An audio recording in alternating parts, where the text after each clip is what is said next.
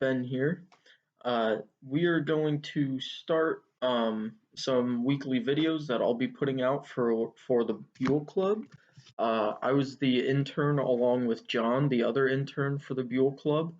Um, Previously, before quarantine, John and I did a lunch and learn topic on postural changes, and ways you can address those in your everyday lifestyle so that you can kind of prevent them from happening, really, to the best of your ability. Um, so this will kind of be like the general format for the informational videos to come.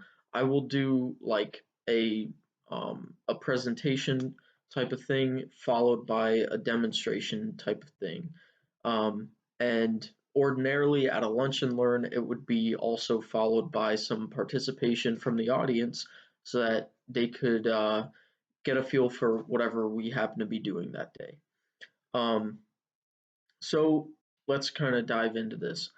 Um, Normal posture, if if you don't have a good idea of what that exactly would be, is if you look at me sideways, normal posture would be like my ears being in line with my shoulders, and that imaginary line kind of going through my center of gravity, which would be about right in here, going through the center of my hips and then down through about the middle of my foot.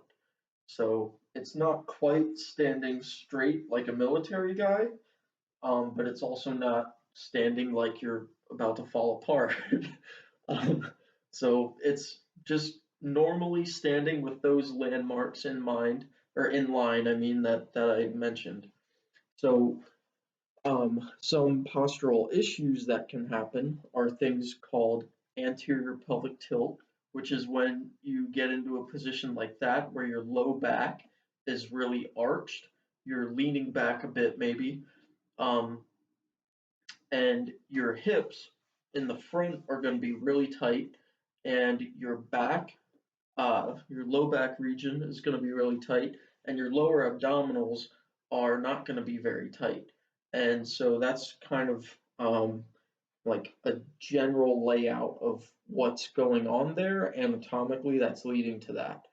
One other one is called kyphosis, which is when your upper spine, so not your low back, but your upper back, um, actually rounds forward excessively. Now, both of these curves are supposed to happen. So your curve here in your low back, that's supposed to be a concave curve. So a curve that's going inward. That's supposed to be there and that's normal. But when it's excessive and you get that anterior pelvic tilt, that's when it can cause pain, cause decreases in athletic performance, and lead to injuries and things like that.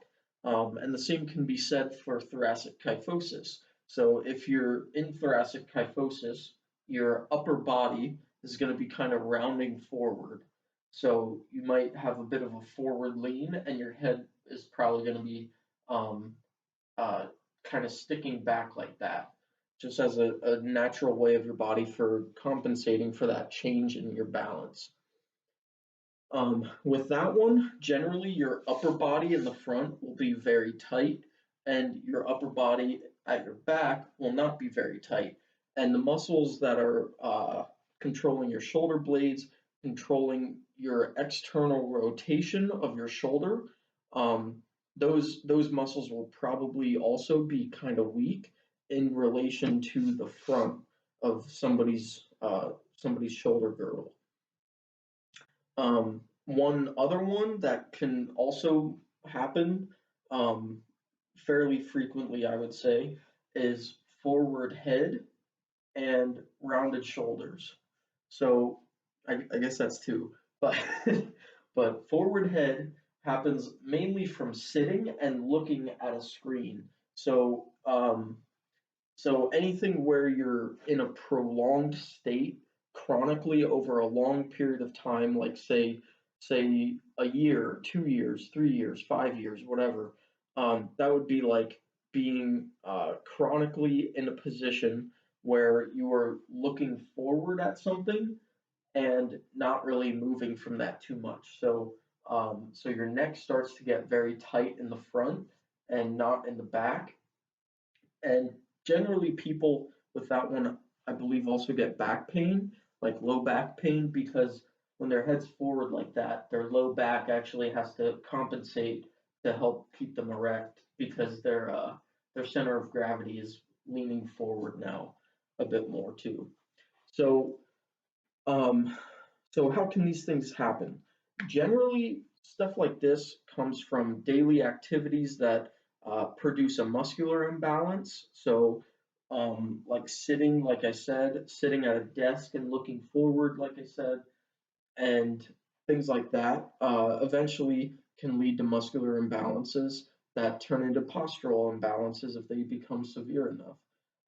Stuff like this can also happen from injuries to the spine or even age-related effects like osteoporosis. Another big one for this in general is physical activity. Physical activity generally leads to disuse of muscle tissue, which generally also leads to atrophy or breakdown of muscle tissue over a long period of time. And so that can be those all can be a few factors that can come into uh, posture changes over time in somebody's life, along with, of course, genetics and their exercise history as well. So, for the few things that we talked about, how can we address that? Very simply, you can start to address that with your nutrition. So, nutrition focusing on bone health, making sure that you have plenty of vitamin D and plenty of calcium. That's a great thing to do.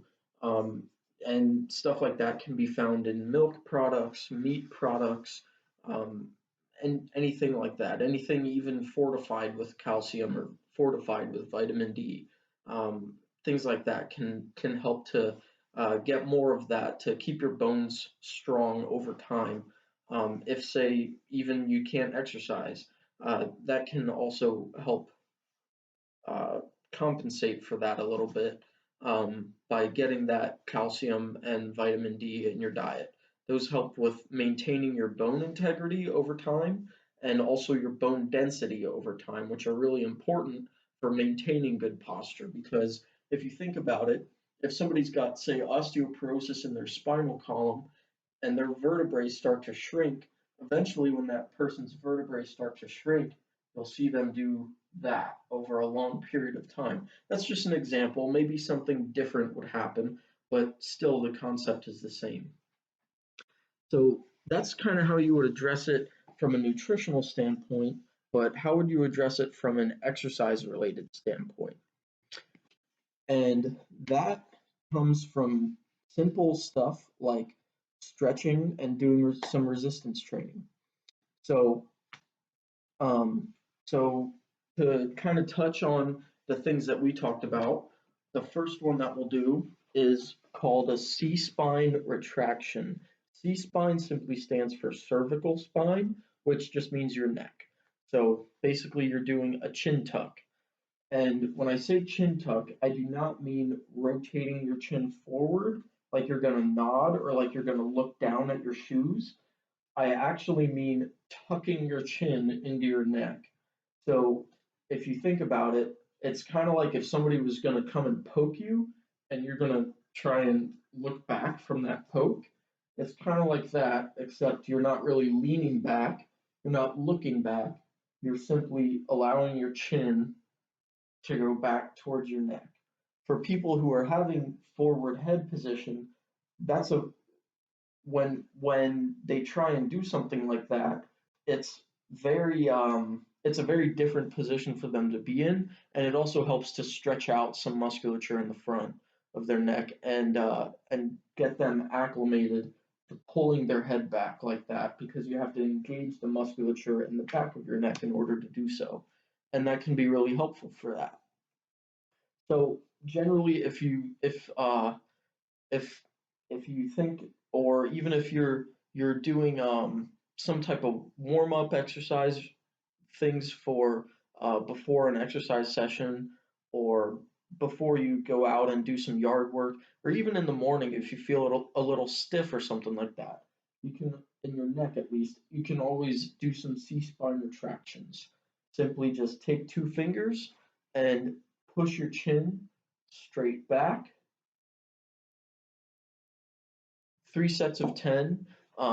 And as you progress with that one, you can do it where you're laying on like the end of a mattress with here up, hanging off the mattress, so that gravity is trying to pull your head down, and you lift your head back up. So that would be like a progression for that exercise. Um, so the next one that we'll talk about is the uh, the thoracic kyphosis. So that one is when your thoracic spine, so your mid back, actually excessively rounds. So not necessarily your shoulders going forward, but your actual spine itself kind of doing like a hunchback type of thing. Excuse me. So generally, that one can occur because the front of somebody's shoulder girdle is much tighter than the back of somebody's shoulder girdle. So, how you would address that is to do a few simple stretches. And at home, those stretches can include something like an empty broomstick, like this.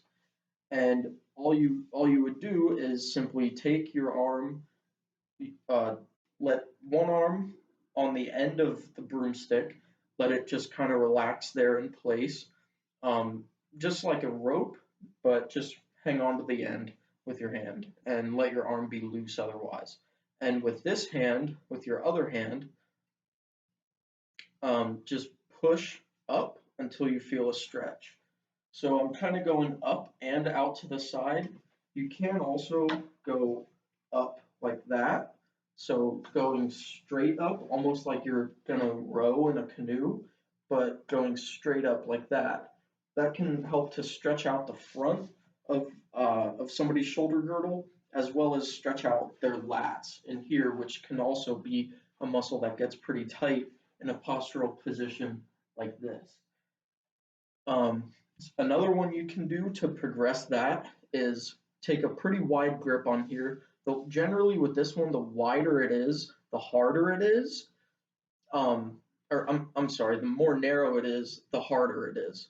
So you can take a pretty wide grip to start and simply take the empty broomstick and go up until you feel a stretch. And for me, that's about right there is where I feel a good stretch in my chest and through my arms, and just hang out there for a little bit. If you end up feeling a stretch right here, hang out there for a little bit. If you feel one here in your chest, hang out there for a little bit, or you might want to start with just doing that pushing one. Put passively pushing your arm up into a stretched position. Another one that you can do that's a very simple stretch for this is the doorway stretch. So for the doorway stretch, let's see. It's okay, I'll just show you here. So for the doorway stretch, just imagine that this broomstick is the corner of a wall. So imagine from here over, there's a wall there, and I'm at the corner of the wall. So for that one, all you do is, or a door frame.